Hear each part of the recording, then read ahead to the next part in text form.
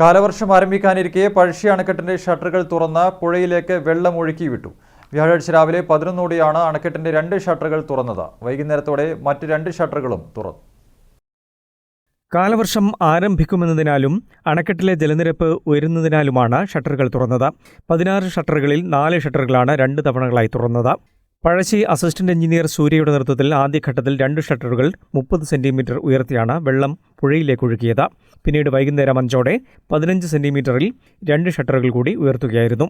വ്യാഴാഴ്ച വൈകുന്നേരം 21.19 scale metre വെള്ളം ഡാമിലുണ്ടായിരുന്നു. മലയോര മേഖലയിൽ മഴ തുടരുന്ന സാഹചര്യത്തിൽ നീരൊഴുക്ക് വർദ്ധിച്ചതോടെയാണ് ഷട്ടറുകൾ തുറന്നത്. ഡാമിൽ വെള്ളം കൂടുകയാണെങ്കിൽ മറ്റു ഷട്ടറുകളും തുറക്കുമെന്ന് അധികൃതർ അറിയിച്ചു.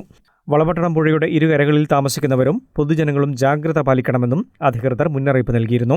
വർഷങ്ങൾക്ക് മുൻപ് ഷട്ടർ തുറക്കാൻ കഴിയാതെ വന്നതോടെ ഡാം നിറഞ്ഞു കവിഞ്ഞൊഴുകി പാർക്കും പരിസരവും നശിച്ചിരുന്നു. News bureau, Mattannur.